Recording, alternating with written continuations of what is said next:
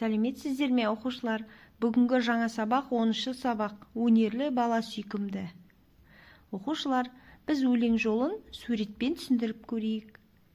Ауылдың бар баласы жүзеді, әне қарашы, деп ағайым мені де апарды ауыл көліне. Мені ағайым ауылдың көліне алып келді.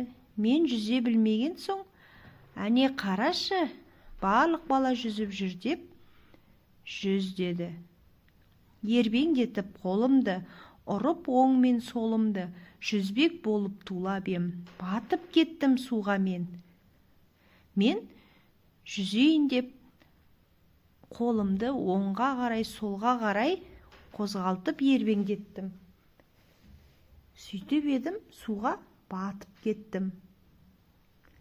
Тая жерде жүредім, аяғымды тіредім, неткен қорқақ ұл едім, дір-дір етті жүрегім. Таяз жерде жүредім, аяғымды жерге тіредім. Одан қорқып батып кеттім. Мойымадым бірақта, жаттықтым мен бір апта, үйренген жан жалықпай, жүзеді екен балықтай.